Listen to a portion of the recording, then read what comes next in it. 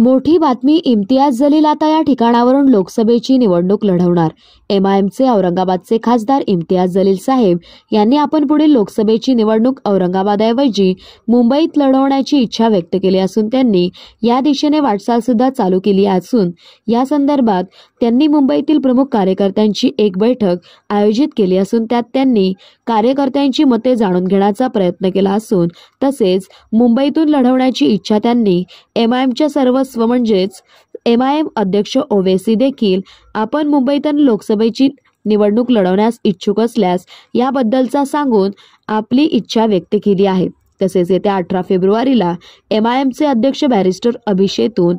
ओवैसी हे महाराष्ट्राच्या दौऱ्यावर येत असून 18 तारखेला त्यांच्यासोबत या विषयावर सविस्तर चर्चा होऊन ते देतील ते निर्णय मान्य करून पुढच्या कामाला जाणार असे एमआयएमचे खासदार इम्तियाज जलील यांनी सांगितले असून त्यांनी महाराष्ट्रात इतर जागेवर सुद्धा एमआयएम खासदारकी लढवणार असल्याचे संकेत दिले असून नांदेड म्हणून सुद्धा एक मजबूत उमेदवार देण्याचे संकेत त्यांनी दिले। आगामी लोकसभा निवडणुकीच्या अनुषंगाने किमान 10 तरी जागा ते महाराष्ट्र लढवण्याचे तयारीत असून सर्व चित्र हे 18 तारखेनंतर स्पष्ट होईल असे त्यांनी सांगितले। प्रतिनिधी शुभदा बिगार दिवे, ब्युरो रिपोर्ट, महा 24 न्यूज, अहमदनगर।